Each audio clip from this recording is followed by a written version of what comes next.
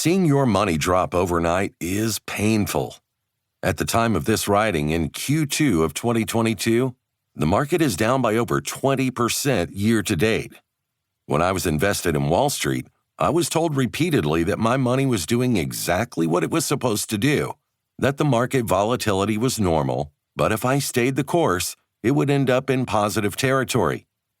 After meetings with my financial advisors, I'd walk away with this nagging feeling that I wasn't being shown the full picture, and that if I had just a bit more knowledge, I could grow my money well beyond the conservative projections I was given.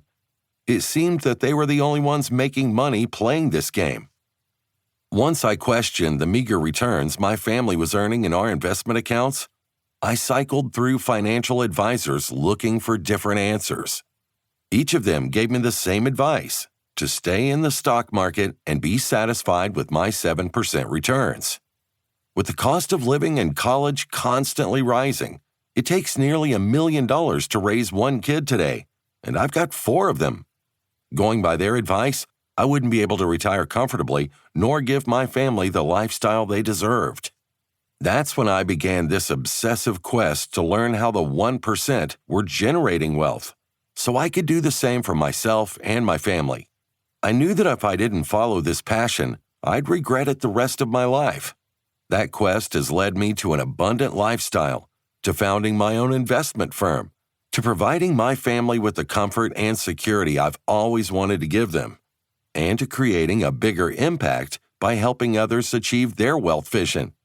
I know the pain you're feeling right now, the itching sensation that you could be doing so much better. I want to show you how I took that same feeling and spun it into the life that I have now. There are 4 steps I took to really get back control of my money.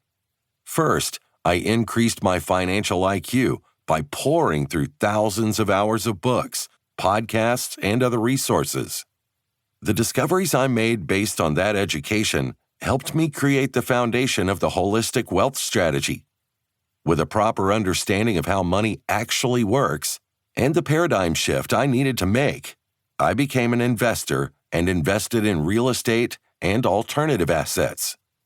Finally, I became a business owner and founded my own business, both as a means to gain further financial independence and to be best positioned for taking advantage of tax incentives. Before diving into how I built my wealth, it's important to understand how I view money in a general sense. I'm called to a Henry David Thoreau quote: "Wealth is the ability to fully experience life." That is, wealth is not an arbitrary number or a certain lifestyle. Money is like oxygen. We need it to live, but that doesn't mean we need to live for it. I've spent much of my life building wealth, but I've never given myself a precise number I needed to reach in order to be successful. Instead, I've constantly asked myself if the amount I have is enough to allow me and my family to fully experience life the way we want to.